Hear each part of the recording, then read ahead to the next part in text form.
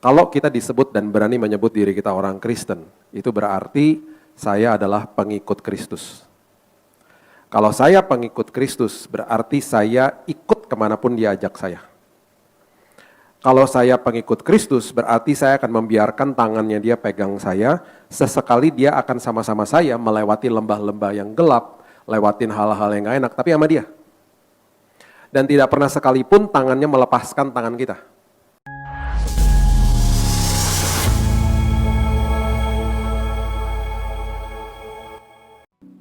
Haleluya. Tuhan, terima kasih buat hari lepas hari. Tuhan selalu tinggal di dalam hati kami dan tidak ada siapapun dan apapun yang sanggup memisahkan kasih Tuhan atau hadirat Tuhan dari hidup kami. Buat kami sadar Tuhan, bahwa tidak pernah sedetik pun Tuhan tinggalkan kami. Walaupun kami mungkin sedang bersalah, melakukan sebuah dosa bahkan, sebagai anak-anak-Mu Tuhan gak pernah tinggalin kami. Tuhan, ajari kami supaya kami sadar bahwa Tuhan sangat baik sama kami. Tuhan sangat mengasihi kami tanpa kondisi. Sebabnya hari ini Tuhan, kami mau makin mengerti isi hati-Mu, dan kami mau paham Tuhan bahwa kasih-Mu itu selalu cukup dan besar bagi kami. Sebabnya hari ini Tuhan, firman Tuhan akan jadi panduan, pelita bagi langkah hidup kami. Kami sambut firman kebenaran di dalam nama Tuhan Yesus kami berdoa, kita sama-sama katakan, amin, amin, amin, amin, amin, amin. Silakan duduk, shalom. Oke, gini. Saya akan berusaha memberikan dengan kekuatan Tuhan pastinya, untuk membuat kita semua sadar, juga untuk saya. Firman ini kalau saya bagikan bukan untuk jemaat aja, buat saya juga. Saya melihat banyak pergumulan dari anak-anak Tuhan selama 26 tahun saya pelayanan. Dan sebagai orang Kristen, kalau kita sebut diri kita orang Kristen, kalau kita nggak paham kita orang Kristen, kita akhirnya kecewa sama Tuhan dan bahkan kita bingung dalam hidup ini. Saya rindu ya, lihat jemaat Tuhan tuh bangun pagi tersenyum, walaupun banyak masalah. Karena dia ngerti apa artinya kekristenan dalam hidupnya dia. Kalau kita disebut dan berani menyebut diri kita orang Kristen, itu berarti saya adalah pengikut Kristus. Kalau saya pengikut Kristus, berarti saya ikut kemanapun dia ajak saya. Kalau saya pengikut Kristus, berarti saya akan membiarkan tangannya dia pegang saya, sesekali dia akan sama-sama saya melewati lembah-lembah yang gelap, lewatin hal-hal yang gak enak, tapi sama dia. Dan tidak pernah sekalipun tangannya melepaskan tangan kita. Itu pengikut Kristus, sadar tentang hal itu. Pengikut Kristus akan lihat tangan Tuhan yang pegang diri dia, bukan lihat masalahnya. Lama-lama dia akan membiasakan dirinya untuk lihat itu. Pengikut Kristus akan sadar bahwa Tuhan saya ini sudah berjalan di depan saya. Bahkan kalau kita mau dalamin lagi, Alkitab katakan dia udah mendahului kita. Karena dia maha hadir, berarti dia udah ada di hari Sabtu besok. Jadi apapun yang dia tuntun saya, udah pasti dia akan ambil jalan yang terbaik buat saya. Beda dengan orang yang beragama Kristen, beda. Orang yang agama Kristen itu adalah orang yang senantiasa cuman ya udahlah ikut tata ibadah, bahkan ada istilah orang Kristen napas. Datangnya cuman Natal sama Paskah, napas. Napasnya terseok-seok. Nah, di Alkitab, waktu pertama kali mulai ada jemaat mula-mula nih ya, Yesus bangkit kan, murid-muridnya bersaksi kan, kepada semua orang. Gak ada Alkitab loh. Cuma ada Taurat, Tauratnya juga gak bisa dipakai lagi udah saat itu. Udah ada kasih karunia Tuhan, jadi mereka mulai ngajarin nih. Itu waktu mereka lagi ngajarin sempat ribut tuh di dalam. Karena masih ada yang diajarin Taurat juga. Masih ada yang dibilang harus sunat, harus ikutin tradisi dulu. Ribut tuh di dalam. Terus mulai diluruskan. Terus tiba-tiba akhirnya Paulus bilang begini, kan makin banyak jemaat mula-mulanya. Terus Paulus tiba-tiba dapat wejangan dari Tuhan. Ayo sekarang kita mesti ada penatua. Untuk ngatur nih jemaat yang banyak banget nih, udah mulai bertumbuh kan di mana-mana. Terus tiba-tiba, ayo sekarang punya bendahara, treasury, untuk ngatur keuangan. Dan bahkan kalau ada di antara kita yang sampai pergi ke daerah-daerah tertentu, kamu harus kasih tumpangan ya. Kamu bayarin tuh ongkosnya. Udah gitu, nanti kasnya juga harus dikasih buat yang paling utama adalah janda-janda katanya. Ada di Alkitab semua. Terus udah gitu dikasih tahu juga tuh waktu saat itu. Mulai dibentuk sebuah kelompok-kelompok begitu. Tanpa disadari, itu kan organisasi. Di awal waktu jemaatnya mula-mula bertumbuh, Itu kan organisme. Mereka semuanya makhluk yang hidup, mulai datang sama-sama dengan tujuan yang sama. Organisme, luar biasa memang. Tapi kan perlu diatur. Timbullah organisasi. Kesini, timbulnya namanya agama. Semua agama diciptakan sama manusia untuk datang kepada Tuhan dan untuk berusaha kenal Tuhan. Dan bahkan di dalam agama Kristen kita, seringkali kita mendengar orang di atas mimbar ngomong begini, ayo kita senangkan hati Tuhan. Nggak apa-apa sih, nggak salah juga. Cuman akhirnya tanpa kita sadari kalau kita nggak mengerti pengertiannya dengan benar, kita berusaha untuk menyenangkan hati Tuhan. Padahal hatinya Tuhan udah senang-senang aja sih sama kita. Ketika kita terima Yesus sebagai juru selamat. Apalagi kalau kita selalu bilang, Tuhan aku anakmu ya Tuhan sampai selamanya. Kita mau buat salah gini gitu tetap aja anaknya. Saya nggak bilang berarti kita tiket buat dosa, yang nggak gitu juga. Cuma maksudnya kita harus ngerti, paham isi hati Tuhan. Begitu baik dan nggak pernah berseberangan sama kita, itu Tuhan. Kita kalau pelajarin itu kita bisa terbengong-bengong akhirnya. Lihat kebaikan Tuhan yang luar biasa. Nah, sekarang kita dalamin lagi. Kita nggak mungkin bisa kenal seseorang kalau orang itu nggak buka hati buat kita. Betul. Saya punya karunia untuk melihat orang toksik. Jadi kalau teman saya bawa teman, terus ngobrol, saya bisa rasa nih, Dan istri saya juga sama. Terus ntar saya bilang gini, toksik ya kayaknya. Iya. Ya udah, nanti kita pasti nggak mau buka diri lah, hati-hati lah sama orang-orang kayak begitu kan, pastinya kan. Jadi dia nggak mungkin kenal saya lah, kenalnya cuma di luar doang. Bayangin. Yesus, satu-satunya Tuhan, yang turun dari tahtanya, menjelma jadi seperti kita, datang kepada kita, membuka dirinya dan bilang, kenalilah saya. Cuman Yesus. Jadi rugi banget hari ini kalau kita nggak pernah kenal siapa Tuhan. Tuhan kita, Yesus kita dalam hidup ini. Kita akhirnya terjebak di dalam ranah agama yang semua agama tujuannya untuk mencari Tuhan dan untuk melakukan tata-tata ibadah untuk supaya bisa mengenal Tuhan dengan semua fasilitas atau sarana yang ada di dalam agama-agama itu. Makanya di agama Kristen aja, denominasi sama sinode ribuan. Tata ibadah ribuan. Saya udah 26 tahun pelayanan, saya udah masuk ke gereja, udah ribuan gereja di mancanegara.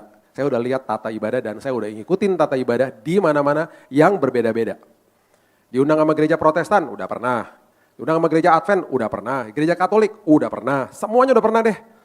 Sampai yang khotbah, kalau gini kan masih enak nih, bisa jalan-jalan begini ya. Khotbah yang cuman mic-nya nancep di sini, jadi saya harus begini terus nih.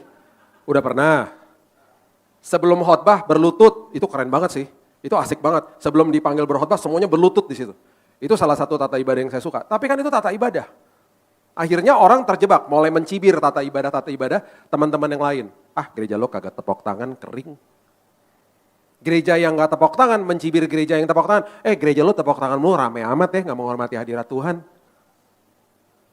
Jadi hadirat Tuhan tuh gak boleh rame-rame, mesti sakral, mesti diem. Banyak banget deh, saya udah ngeliat terlalu banyak. Tiba-tiba nih anak muda ya, yang ada 200-an, tiba-tiba bubar semuanya. Bubar tuh kelompok youth-nya tuh di sebuah gereja ini, bubar. Gara-gara pendetanya bilang begini, saya gak membiarkan mereka nyanyi lagu-lagunya dengan nada-nada rock. Nggak salah loh. Saya dengar gitu dari dia. Bubarlah. Terus ketua youth-nya datang ke saya. Pak, masa kita disuruh nyanyi lagu-lagu yang pelan-pelan kayak himne-himne gitu. Ya kaburlah anak mudanya Pak. Terus akhirnya dia mulai sadar. Datang ke saya. Pak, saya melakukan kesalahan. Tapi udah bubar. Terus saya boleh bilang gini. Emangnya kata siapa Pak lagu rock tuh lagu setan? Bapak tahu nggak saya penggemar rock? Bapak tahu nggak adik saya punya CD sampai 10.000 hari ini? Bukan JC ya, bukan. JC pernah kesini ya. Di antara saya sama JC, saya punya adik namanya Stanley. Dia punya CD 10.000 di kamar dia, di sebelah rumah saya tuh. Kita bertiga sekolah musik dulu. Jadi kalau lihat musik tahu, saya sekolah gitar 6 tahun.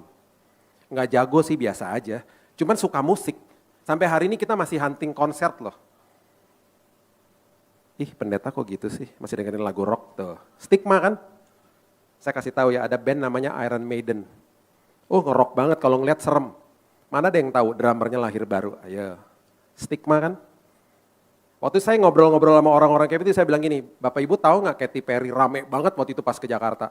Ibu-ibu nganterin anaknya, itu lagunya seks semua isinya. Bapak Ibu tahu nggak lagu Iron Maiden isinya sejarah perang? Mengedukate orang bahkan. Oh ya? Iya. Stigma kan? Semua dikasih ranah masing-masing sama Tuhan. Jadi kita akhirnya ngejudge seorang, ngehakimi sana sini gitu. Jadi itu yang terjadi. Nah itu sebabnya kita mau belajar nih pengikut Kristus kayak gimana sih. Nah masalahnya hari ini adalah yang setiap hari kita lihat kan bukan Tuhan. Kita kan gak lihat Tuhan secara fisik. Dari kita hidup, dari kita lahir sampai nanti kita dipanggil pulang sama Tuhan. Kita semuanya gak akan pernah lihat Yesus secara fisik. Jadi susah dong akhirnya percaya sama sosok pribadi yang bilang ayo ikut saya. Makanya level yang paling bawah tuh adalah orang-orang yang benar-benar gak lihat, gak percaya. Contohnya Raja Ahaz. Dia dikepung sama kerajaan, banyak banget kerajaan Yehudanya. Disamperin sama Nabi Yesaya. Dibilang begini, bos tenang bos. Nanti ada Tuhan yang mau tolong Anda. Bahkan nanti ratusan tahun, 700-800 tahun setelah saya kasih nubuatan ini, dia akan menjelma jadi manusia, namanya disebut Immanuel. Tuh, pertama kali nama Immanuel, pertama kali keluar bukan di jalan proklamasi di Yesaya 7. Yang ketawa paham, yang gak ketawa apa sih maksudnya? Udahlah, gak usah dibahas. By the way, kalau belum pernah ke situ ya, ke lantai 2 makan babi kecap, enak banget. Kalau mau lihat pendeta marah-marah gara-gara babi habis tuh di situ. Hari Senin tuh kan hari liburnya gereja ya. Jadi hamba Tuhan sama kantor-kantor gereja tuh biasanya ke Immanuel tuh, ke lantai 2. Yang dikejar tuh sup brenebon sama babi kecap. Jam 3 udah habis biasanya. Kita salah juga sih buatnya terlalu dikit. Itu menunya mama saya. Ada CCTV kan di situ kan. Kita kan ngelihat di kantor di atas. Pendeta marah-marah gara-gara babi habis. Saya datang jauh-jauh. Kenapa stoknya habis? Mohon maaf Pak. Lain kali jangan kayak begini dong. Ya marah beneran loh. Hari Minggu kemarin dia khotbah penguasaan diri. Hari Seninnya dia datang ke Immanuel, babi habis dia gak bisa kuasakan diri. Luar biasa kan? Tapi memang babi dahsyat sih ya. Saya waktu selesai kemo ya, saya disembuhkan, Bapak Ibu tahu ya kesaksian saya. Saya waktu disembuhkan dari cancer, saya kan mesti duduk sama dokter nutrisi kan. 1,5 jam sampai 2 jam ngobrol tentang cara makan. Saya udah kebiasaan makan sehat sih, cuman ada satu yang benar-benar nyangkut di telinga saya dan saya sampai puji-puji Tuhan. Dokter nutrisi bilang gini Pak, kalau di atas meja ada babi sama ada sapi, pilih babi Pak. Kenapa dok? Karena itu daging putih. Dan fatnya kolagen.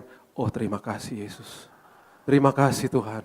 Jadi pilih babi, iyalah lebih sehat katanya gitu. Tuh. Rugi kalau gak suka babi. Ada orang Manado? Ada ya? Manado. Hey, saya kenal sama dia. Manado. Gak banyak ya? Batak? Banyak banget orang Batak.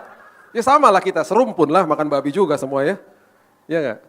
Senang gak saya kasih tahu barusan tuh fakta tuh. Dokter nutrisi Singapura loh, tuh jangan main-main loh. Dari Gleneagles, babi sehat. Apalagi kaki babi, itu kolagen semua.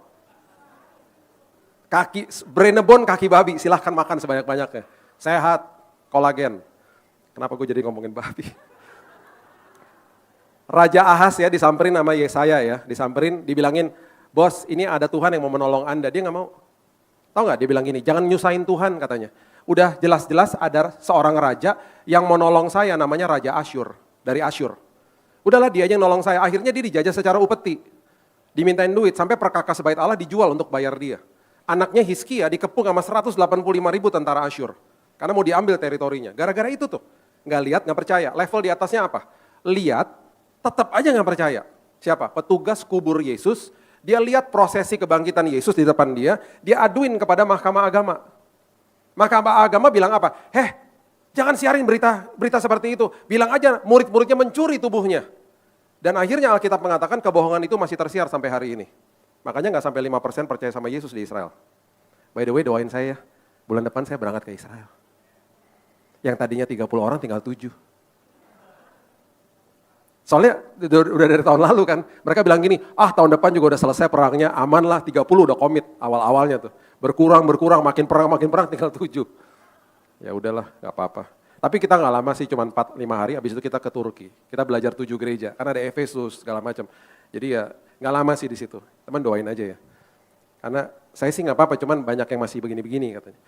Terakhir saya telepon sama teman saya di sana. Gimana? Apa kabar? Aman, aman Bill, aman gitu. Lu di mana? Lu lagi di mana nih sekarang nih? Di bunker. Ya gila geria amat, di bunker. Iya Bill, lagi ada bom-boman gitu katanya. Tapi kita aman Bill, sambil kayaknya ngomong itu kan kita bisa dengar kalau orang tersenyum gitu ya. Oh jadi aman ya, aman lah katanya. Ya udah.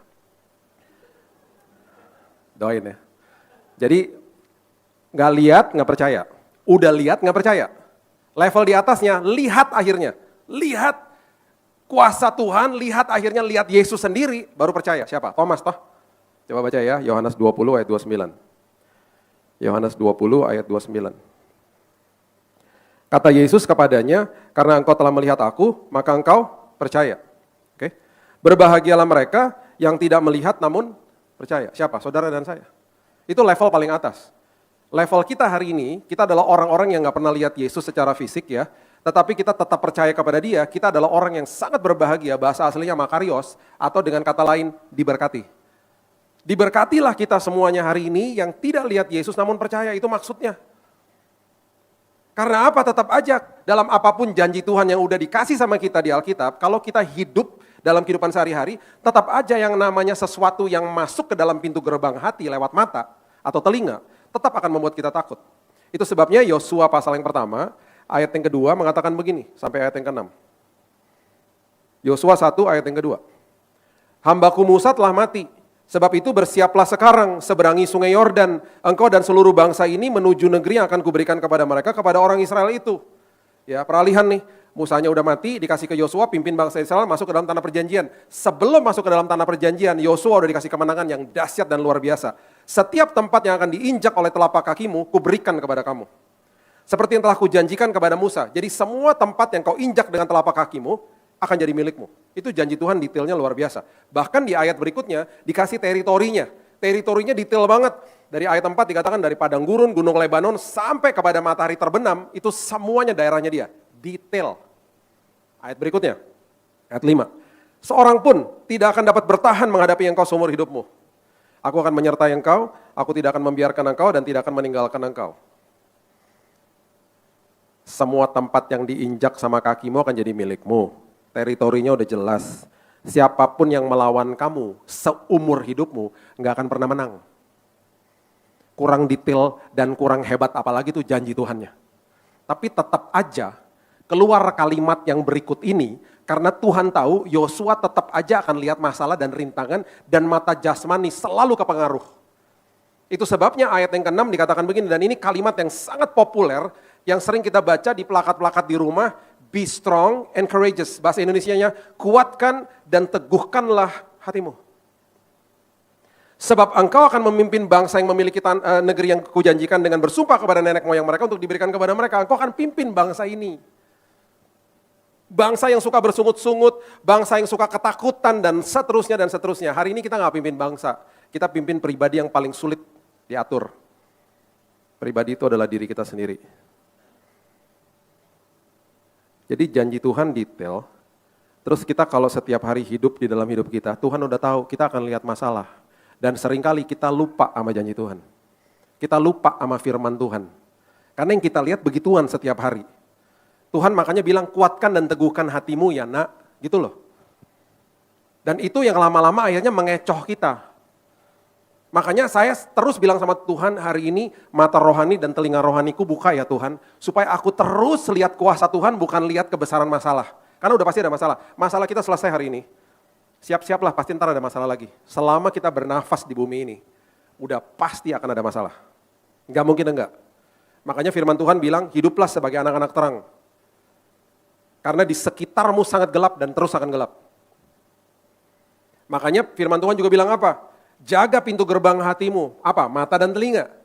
Kalau matamu kamu gak jaga, kalau matamu sampai mata yang jahat, akhirnya masuk ke dalam hatimu jadi gelap. Betapa gelapnya kegelapan yang kau akan alami. Karena sekitarmu udah gelap. Itu sederhana banget tuh. Kalau gak jaga mata sama telinga, gelaplah hidupmu.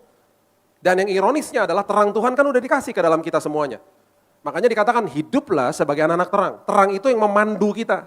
Kemanapun kita pergi ada Roh Kudus di dalam situ. Satu-satunya pribadi yang bisa memudarkan dan bahkan memadamkan cahaya Tuhan. Cahaya Tuhan sih gak bisa dipadamin ya. Cuman di dalam hidup kita bisa tutup tuh cahaya. Cuman diri kita sendiri. Kalau kita nggak jaga pintu gerbang hati. Udah banyak, terlalu banyak lah ayatnya, saya nggak mau ke situ ntar terlalu panjang. Ya. Itu dahsyat banget makanya. Jadi be careful, hati-hati. Jadi Alkitab tuh terus berusaha kasih tahu sama kita, mata jasmanimu tuh betul-betul akan mempengaruhi pikiran dan hatimu. Makanya orang kalau lihat sesuatu atau mendengar sesuatu, reaksinya dia adalah takut. Saya mau beritahu kepada kita semuanya, takut itu normal. It's okay takut. Bahkan kita harus punya emosi takut supaya kita bertindak. Misalnya ada api di rumah. Kalau kita nggak takut kan bahaya. Api itu api. Tenang aja. Cuman api doang, bahaya kan? Kita harus, api nih, kita bertindak setelah itu. Harus ada emosi takut. Nah, setelah reaksi, ada yang namanya respon. Respon itu adalah reaksi yang sudah terkalkulasi. Respon itu adalah reaksi yang sudah dipikirin, yang sudah direnungkan. Nah, respon kita kepada apapun yang kita hadapi, gak boleh hidup di dalam ketakutan. Takut normal, hidup di dalam ketakutan gak boleh. Karena stres nanti kitanya. Jadi itu sebabnya juga, satu hal juga yang kita perlu waspadai adalah jaga kata-katamu. Banyak orang Kristen suka ngomong begini, cuma lupa bawa sesuatu, lupa barang misalnya. Aduh mati gua. Mati beneran lo ntar. Aduh stres gua. Saya punya teman yang kayak begitu ya. Saya bilang sama dia, lu harus berubah loh, jangan ngomong kayak gitu terus. Makanya lu stres melulu. Waktu dia berubah kata-katanya dia, berubah juga hidupnya. Soalnya ketika kita bicara, telinga dengar kan, iman timbul dari pendengaran akan firman Allah. Makanya dalam segala hal, ngucap syukur. Ketika ngucap syukur, telinga dengar, imannya bertumbuh. Makanya ada kuasa di balik ucapan syukur. Ada seorang perenang namanya Florence Chadwick. Dia hidup dari tahun 1918 sampai 1995. Satu hari dia berenang, dia adalah open water swimmer. Dia berenang di laut terbuka lah. Udah biasa tuh berenangnya maraton. Dia berenang dari Pulau Catalina menuju ke pantai utara California. Di saat itu belum ada GPS, belum ada Google Map, belum ada pin drop. Jadi dia nggak tahu tuh jaraknya berapa. Itu sebabnya dia didampingin sama beberapa perahu yang bisa nolong dia kalau ada apa-apa. Salah satu di perahu itu, salah satu krunya itu ada ibunya di situ. Dia berenang dan kalau Bapak Ibu pernah ke daerah San Francisco di atas itu penuh dengan kabut lah. Saya pernah di Highway 5, kabutnya 2 meter aja nggak kelihatan. Harus melipir ke kiri, harus keluar ke exit cari hotel. Itu udah biasa lah, kabut di situ udah biasa. Kabutnya turun di laut. Dia tiba-tiba jadi fatigue, karena dia gak bisa lihat pantainya kan. Dia jadi fatigue tiba-tiba, dia mulai jadi capek gitu loh. Tiba-tiba dia bilang gini, aku nyerah deh. Terus mereka bilang gini, jangan terusin dong. Singkat cerita dia nyerah, dia minta dinaikkan ke atas perahunya, dan dia nangis terseduh-seduh. Ketika dia ada di atas perahu, tiba-tiba kabutnya mulai sirna, dan jarak dari perahunya sampai ke pantai cuma 1,6 kilo alias 1 mile. Jarak yang sangat mudah ditempuh sama seorang Florence Chadwick. Dan by the way, jarak dari Pulau Catalina sampai ke pantai itu 41 kilo ya. Jadi berarti dia udah 39 kiloan. Atau hampir 41 kilo lah. Hampir 40 kilo, dia udah hampir sampai ke ujung. Nangis dia. Makanya keluar kalimat yang sangat hebat, dia bilang begini, jangan sampai kabut kehidupan menghalangi perjalanan imanmu. Selalu ingat tangan Tuhan yang pegang dirimu. Masalahnya hari ini, banyak orang yang tidak kenal siapa Yesus dalam hidupnya. Banyak orang Kristen mengenal Yesus hanya lewat pemberian-pemberiannya saja. Makanya di Markus pasalnya yang ke-3, ayat yang ke-7 mengatakan begini, Markus 3 ayat 7. Kemudian Yesus dengan murid-muridnya menyingkir ke danau.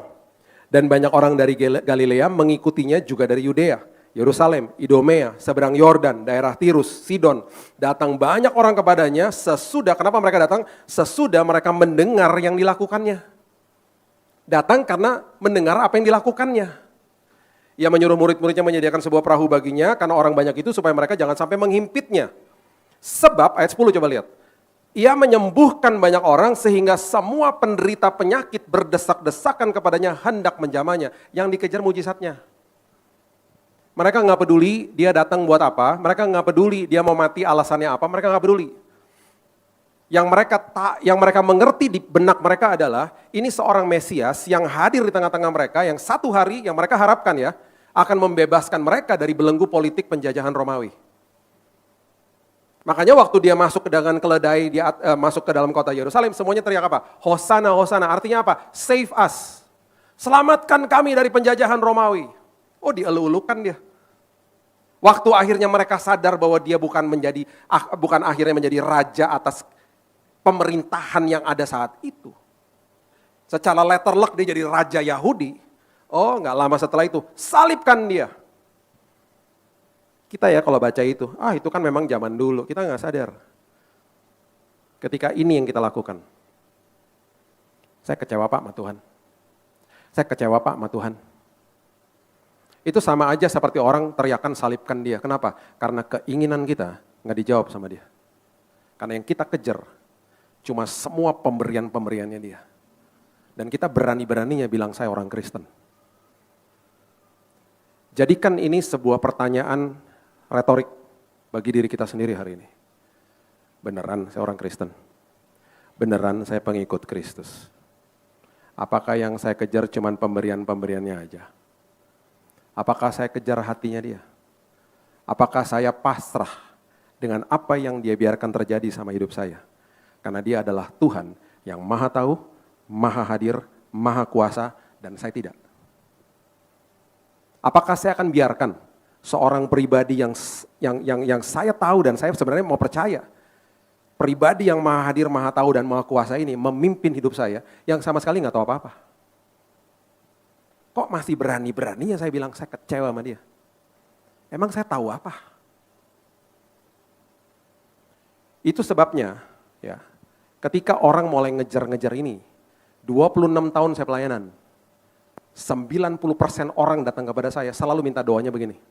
Pak doain Pak, bisnis lagi seret biar lancar Pak. Pak doain ya Pak, ini lagi resesi biar saya profit. Pak doain Pak, barang lagi nyangkut nih di bea cukai, biar lancar masuknya Pak. Pak doain Pak biar anak cepat kuliah. Pak doain Pak biar anak cepat dapat jodoh. Apakah permintaan doa itu salah? Enggak. Tapi ketika enggak dijawab, kecewa sama Tuhan. Karena yang dikejar keinginannya mereka. Hanya 10% yang ngomong gini sama saya. Pak doain ya Pak, ini bisnis lagi seret nih Pak. Doain ya Pak, doain apa? Semoga sayanya kuat. Doain ya Pak, semoga saya yang berubah. Doain ya Pak, semoga saya menjadi orang yang rendah hati Pak. Pak doain ya Pak, keluarga saya lagi masalah. Doain ya Pak, bukan minta doain suami saya, doain istri saya. Enggak, doain ya Pak, semoga saya berubah. Itu cuma 10%. Orang yang mengejar isi hati Tuhan. Dan mengejar supaya di dalam kesempatan ada masalah ini kesempatan bagi saya untuk saya jadi orang yang tahan uji karakternya. Maksud saya 10%-nya GB Intermark, maksudnya gitu loh. Yang lainnya itu 90% luar sana, gereja sana. Saya cuma lagi curhat aja gitu loh, jangan sensi deh. Paham ya maksud saya? Makanya jangan kutuskan hamba Tuhan. Hamba Tuhan itu bukan mediatornya Yesus. Hamba Tuhan hanya penyampai kabar keselamatan. Saya mau boarding pesawat. Pak Billy ya? Iya. Minta doa boleh Pak? Saya pikir dia ketakutan terbang. Emergency dong, mau boarding minta doain. Iya Pak, sini Pak, cepetan Pak. Bapak, Ibu, anak-anak. Minta doain apa Pak? Nggak tahu Pak, terserah Bapak. Ya elah Pak, ntar aja kali Pak pas landing. Aduh ampun deh. Lama-lama ya, saya dengerin orang minta-minta doa kayak begini. Saya berasa tau nggak apa? Tuhan dewa, saya dukun. Lama-lama gue charge ya. Minta doa nggak apa-apa loh. Cuman akhirnya kita harus juga mawas diri. Kita harus tahu motivasi hati saya itu apa sih. Gitu loh. Akhirnya pengenalan kita sama seperti orang-orang ini. Mereka berbondong-bondong kejar kesembuhannya, makanya KKR kesembuhan rame kan. Saya menggagin selang kemo ya, yang nancap di dada saya di rumah sakit. Teriakan saya kepada Tuhan waktu itu, saya bilang gini, Tuhan, saya tahu kesembuhan Tuhan udah kasih ribuan tahun yang lalu. Tuhan apalagi yang aku harus ubah dalam hidupku. Oh tiba-tiba yang namanya pawayan udah kayak air. Bill, kenapa kamu tutup sel grup kamu? Bill, kenapa kamu gak lakukan ini? Kenapa prioritas kamu waktu itu seperti ini? Oh itu ngalir banget tiba-tiba suara Tuhan. Ketika kita bilang sama dia gini, Tuhan ubahkan diriku. Jangan kaget, tiba-tiba suara Roh Kudus makin jelas sama hidup kita. Makin kita kejar-kejar tangannya Tuhan, makin kelabu hidup kita. Makanya ya, anak-anak kita dulu, waktu kita kasih kado, pasti kabur sama kadonya. Betul gak? Anak saya juga gitu dulu. Dapat kado, terus kita ngajarin anak kita ngapain? Bilang apa? Ya gak? Mereka bilang terima kasih, tapi kita nggak dilihat, yang dilihat kadonya. Thank you daddy, thank you mami, yang dilihat kadonya. Mereka terkesima sama kadonya. Mereka tidak terpesona sama sang pemberi. Makanya anak saya, si Keaton waktu umur 9 tahun dulu, dia lagi ulang tahun, saya beliin Lego, karena dia suka Lego. Tiba-tiba nih ya, tiba-tiba, dia bilang gini sama saya. Lu mulai sadar kan? Daddy, barusan tuh yang Daddy bayar itu nggak pakai uang ya? Pakai uang lah, tapi kok bentuknya kayak kartu gitu, itu namanya credit card nak. Berarti nggak bayar. Bayar, nanti tagihannya datang orang banyak nangis. Terus tiba-tiba dia bilang gini, aku punya solusi loh Dad, kalau Daddy nggak punya uang. Gimana caranya Dek? Waktu itu aku diajak sama Oma pergi ke sebuah mesin, Oma cuman press the buttons, Oma begini-begini, itu uang cash keluar banyak loh Dad. Jadi Daddy kalau nggak ada uang, pergi ke mesin-mesin itu, Daddy pencet, uang keluar. Saya bilang kamu kalau pergi ke mesin-mesin seperti itu, kamu pencet-pencet saldonya 0, ketelan kartunya. Sampai di rumah dia nggak buka tuh kado. Dia pelukin saya sepanjang malam, dia tidur sama saya bahkan. Dan sepanjang malam dia bilang ini, Daddy thank you ya Dad, thank you ya Dad. Besok paginya baru dia buka kadonya. Istri saya bilang gini, udah dewasa. Yang dikejar bukan pemberiannya, yang dikejar sang pemberi. Yang disembuhin kusta berapa? Sama Yesus, 10 toh. Yang balik berapa? Cuma 1. Yesus bilang begini di Lukas 17, yang lain mana? Mereka terkesima sama pemberian Yesus. Yeay, sembuh, kabur. Yang satu balik, terkesima sama sang pemberi. Thank you ya. Tahu nggak apa yang terjadi? Nanti baca sendiri di rumah ya. Saya jelasin arti ayatnya. Di akhir daripada perikop itu, Yesus bilang begini, imanmu menyelamatkanmu. Bahasa Inggrisnya, your faith has made you whole. Bahasa aslinya adalah kesembuhanmu jadi sempurna. Maksudnya apa? Yang 9 disembuhin, sembuh.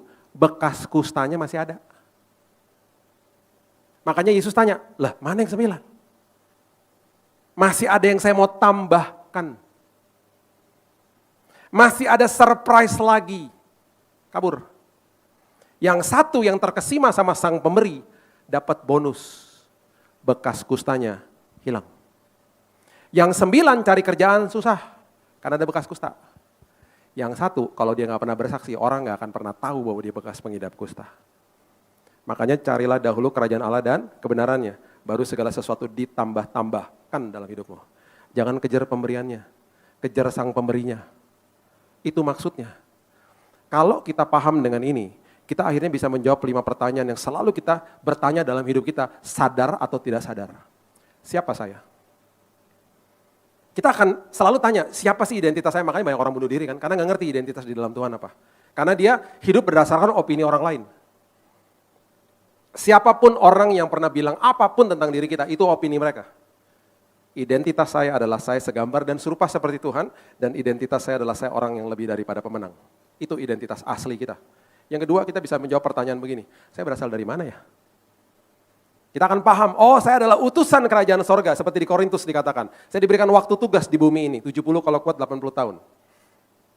Dan karena saya adalah ambasador duta besar kerajaan sorga, sama seperti duta besar yang ada di Indonesia, yang dikirim sama negara-negaranya, semua ongkos dan biaya hidupnya ditanggung sama negara yang kirim. Berarti, apapun kebutuhan saya, ditanggung sama kerajaan sorga. Selama saya hidup. Yang ketiga, saya bisa menjawab begini, kenapa ya gue ada di sini, ada di bumi ini? Kalau kita paham isi hati Tuhan sebagai pengikut Kristus, kita akan paham pertanyaan seperti itu, kita akan bilang, terima kasih Tuhan, tadi pagi saya masih bangun dengan nafas kehidupan. Berarti masih ada orang yang butuh saya. Berarti dunia ini masih butuh saya. Saya akan berikan yang terbaik, karena apapun yang saya lakukan untuk kepentingan kerajaan sorga, bukan untuk kepentingan saya. Yang keempat, kita akan mengerti zona kekuatan kita, panggilan kita, talenta kita, kepribadian, kreativitas kita akan makin tajam. 2 tahun lalu anak saya Keaton datang ke kamar, karena tahun depan dia kuliah. 2 tahun lalu dia bilang gini, Daddy aku udah tahu, Mami aku udah tahu apa yang aku harus ambil nanti kuliah. Apaan Dek? Sport science. Apaan tuh Dek? Apaan tuh? Saya bingung. Dibuka sama dia YouTube, ini loh sport science artinya begini Dad. Oh gitu. Jadi dia mulai jelasin, Daddy tahu nggak F1, Formula 1? Iya, itu ya cara, itu ada yang namanya bahasa dulunya tuh trainer. Sekarang namanya sport scientist. Dia harus ngajarin itu pembalapnya itu harus pergi ke gym. Dia nggak boleh tapi badannya kegedean, Dad. Kalau nggak bisa masuk ke dalam kokpitnya. Saya baru ingat dulu saya pernah tuh ke pabrik ke Toyota di Jepang. Saya kenal sama manajer pabrik. Sebelum orang pada datang dia bilang ini, lu mau nggak ke belakang? Masuk ke kokpitnya F1, mobil yang kita pakai di F1 tahun lalu. Ya maulah, mau ya. Ya tapi jangan lama-lama ya. Karena nggak boleh sebenarnya. Dia diajak ke belakang. Waktu saya masuk badan saya nggak muat. Nggak muat, kegedean. Jadi tangannya di luar. Udah kayak supir angkot di luar. Jadi anak-anak saya baru kasih tahu, dia bilang gini, itu kalau mereka dia dilihat badannya slim semuanya. Tahu nggak otot yang harus paling kuat yang mana? Otot apaan dia? Otot leher. Kenapa? Karena dia 300 km per jam, dia nyentak dek begini. Itu lehernya harus kuat, Dad. Itu dilatihnya khusus. Oh gitu. Nanti tim basket beda lagi, tim bola beda lagi ngelatihnya. Udah gitu kalau cedera, umur 30, umur 40, umur 50, beda-beda penanganannya. Itu sport science. Jadi kita belajar anatomi tubuh, kita belajar muscle, kita belajar cedera, kita belajar psikologi kalau ngasih tahu atlet-atletnya seperti apa. Terus beberapa bulan lalu kita diundang ada pelayanan di Australia. Saya baru ngerti juga, orang Australia bilang begini, Pak, Bapak tahu nggak kemarin yang urutan 4 di Olimpiade siapa? Siapa? Oh Australia, Pak. Penduduknya cuma 26 juta, juara 4 Pak. Kalah sama Jawa Barat. Jawa Barat lebih banyak kan? Kenapa? Karena sport science-nya hebat Pak. Dan universitas sport science di dunia ini nomor 1 ada di situ. Itu kan saya baru ngerti. Jadi kelas-kelasnya tuh udah nge-gym, ada segala macam. Saya dalam hati gini, tahu gitu gue dulu tahun 80-an ambil beginian, tapi belum ada kan dulu. Kan dunia berkembang, itu ada zona-zona kekuatan masing-masing dari kita. Makanya Nehemia minta izin kepada Raja Artasasta sebagai juru minum ekspatriat orang Yahudi kerja di Persia loh. Dia bilang gini sama Raja Artasasta, saya gak mau lagi, saya mau resign ya Pak. Kenapa? Saya mau bangun tembok Yerusalem, kampung halaman saya. Itu zona kekuatannya, bahkan kalau kita pikir-pikir dari F&B alih profesi loh, jadi teknik sipil. Selesai itu gak sampai 3 bulan tembok Yerusalem dibangun, jadi bupati di situ dia. Semua kita punya panggilan hebat loh dalam hidup kita. Dan yang terakhir kita bisa menjawab pertanyaan yang kelima. Saya mau kemana habis ini? Saya mau pergi kemana habis ini? Kita akan paham dan kita akan makin mengerti ketika orang meninggalkan kita tuh kita akan mengerti. Kan sekarang kan kita nggak didesain untuk pisah sama orang kita kasihi. Dan kalau kita bilang orang itu berpulang ke rumah Bapak, kan kita belum pernah ke rumah Bapak. Jadi kan kita masih agak-agak serem-serem gitu ya. Kan harusnya kan nggak gitu. Ketika kita dengar kabar misalnya, lo tahu nggak si itu meninggal tadi pagi. Ya ampun asik banget. Udah pulang ke rumah Bapak, ya ampun gue kapan ya gitu. Harusnya kan gitu. Tapi kan gak gitu kita. Ya kita kan sedih, ya ampun masa sih gitu. Kan kita sedih, terus kita datang ke rumah duka. Namanya juga duka. Kan kita gak datang ke rumah duka lihat jenazahnya gini. Ya ampun gue kapan ya, kayak lu aduh gue ngiri banget deh gitu. Kenapa? Karena kita belum pernah lihat rumah Bapak, betul gak? Kalau kita pernah lihat rumah Bapak, kita akan hari ini nih, aduh gue pengen cepet-cepet pulang. Karena mata kita terpengaruh tah. Makanya di Tesalonika dibilang apa? Jangan berduka seperti orang yang tidak memiliki pengharapan. Semua orang yang sudah pulang duluan, nanti kita akan dipertemukan kembali. Tidak ada lagi sakit penyakit, tidak akan ada lagi duka, tidak akan ada lagi air mata. Siap-siap pensiun para dokter, karena nggak ada lagi penyakit di sana. Luar biasa kan? Itu kekekalan menanti bagi kita semuanya. Saya tutup sama ini ya. Daniel pasal yang ketiga, ayat 17 dan 18. Daniel pasal yang ketiga ayat 17. Ini kisah tentang Hanaya, Misael, dan Azaria. Atau yang kita kenal dengan nama Sadrak, Mesak, dan Abednego. Mereka diperadabkan dengan tungku api, akan dibakar hidup-hidup kalau mereka nggak nyembah dewa yang didirikan sama Raja Nebukadnezar. Ini pernyataan mereka ayat 17. Jika Allah kami yang kami puja sanggup melepaskan kami, maka ia akan melepaskan kami dari perapian yang menyala-nyala itu dan dari dalam tanganmu ya Raja. Mereka tahu Tuhan mereka sanggup. Oke, sama seperti saya katakan tadi, banyak orang tahu Tuhannya sanggup, betul, yang dikejar tapi cuma itunya. Perhatikan ayat 18. Ini ayat yang membuat saya selalu merinding kalau baca ini. Mereka katakan begini, tetapi seandainya tidak. Seandainya dia tidak tolong kami, seperti yang kami inginkan melepaskan kami dari belenggu tungku api. Kita kan udah tahu ceritanya mereka seperti apa. Ada malaikat Tuhan berdiri bersama-sama dengan mereka, tidak ada sehelai dari jubah mereka yang terbakar toh. Mereka mana tahu, yang mereka lihat aja petugas lagi manasin tungku api mati di depan situ. Kalau mereka nggak kuat-kuat iman, kalau mereka hanya tahu dan ngejar pemberian-pemberiannya Tuhan, ada kemungkinan besar mereka ngomong among themselves, bertiga mereka bilang ini, guys, udahlah kita nyembah aja guys, gila lu mati lu dibakar hidup-hidup, ogah gua. Hah, nyembah? Iyalah nyembah aja. Abis itu kita minta ampun sama Tuhan. Udah, gue gak mau dibakar hidup-hidup. Hari ini hukuman mati kan manusiawi. Tembak harus di mana? Sini, semua gue tembak. Nembaknya ke jantung, sepersekian detik harus mati. Gak berasa. Di Amerika lethal injection, dimasukin sini kayak racun. Seperti orang dibius. Ini dibakar hidup-hidup. Dan pernyataan mereka katakan begini, tetapi seandainya tidak. Tuhan kami tidak kasih keinginan kami. Kami akan mati martir di situ. Hendaknya Tuanku mengetahui ya Raja, bahwa kami tidak akan memuja dewa Tuanku dan tidak akan menyembah patung emas yang Tuanku dirikan itu. Dengan kata lain, apapun terjadi, kami tetap akan taat, kami tetap akan komitmen, karena komitmen kami kepada Tuhan tanpa kondisi. Bagi saya, mereka adalah pengikut Tuhan. Pasrah hidupnya sama raja atas segala raja yang memimpin hidupnya mereka. Mereka gak ada kecewanya. Makanya saya terkesima dengan teman saya yang baru menikah 2 tahun. Dan istrinya tiba-tiba kena cancer. Anaknya baru 1 tahun. Masih berapa bulan waktu kejadian itu. Baru menikah 2 tahun, istrinya kena cancer sama persis seperti saya. Oh kita bergumul, kita berdoa. Mereka udah kayak adik-adik saya. Dan 1 hari di bulan Februari kemarin, istrinya dipanggil pulang Tuhan.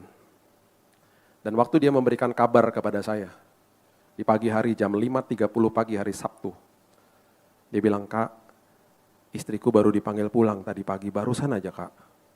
Oh saya nangis, dia juga nangis. Dan kalimat berikutnya yang keluar dari mulutnya, dia katakan begini, Kak aku cuma mau kasih tahu sama kakak ya, sampai kapanpun Kak, Tuhan Yesus baik. Nangis saya. Bagi saya, dia adalah pengikut Kristus. Gak ada tuh keluar kata-kata komplain. Saya masih ketemu sama dia tinggal di Bandung. Saya kalau ke Bandung pasti ketemu dia. Dan kemarin saya ketemu lagi beberapa minggu yang lalu, dia masih katakan, sampai kapanpun Kak, Tuhan itu setia. Terkesima saya. Karena yang dikejar sama dia adalah sang pemberi. Gak apa-apa Kak, cuma 2 tahun aku dikasih waktu sama dia. It's okay. 1 hari aku akan ketemu lagi. Dia berat hidupnya. Dia harus membesarkan anaknya. Dia harus jadi papa, jadi mama. Dan gak mudah bagi dia. Itu sebabnya saya cuma mau beritahu ini kepada kita semuanya hari ini. Pertanyakan pertanyaan ini kepada diri kita. Apakah betul-betul saya pengikut Kristus? Apakah betul-betul saya berserah total sama dia? Sebagai penutup saya mau berikan kabar baik ini kepada kita. Kita gak akan pernah bisa berusaha untuk memperbesar iman kita. Gak akan pernah bisa. Gak bisa pakai usaha. Saya mau kasih rahasia ini. Makin kita berserah kepada dia, makin besar iman kita. Karena dia akan memperbesar kapasitas iman kita. Karena hanya dia yang bisa lakukan. Makin kita serahkan semuanya sama dia.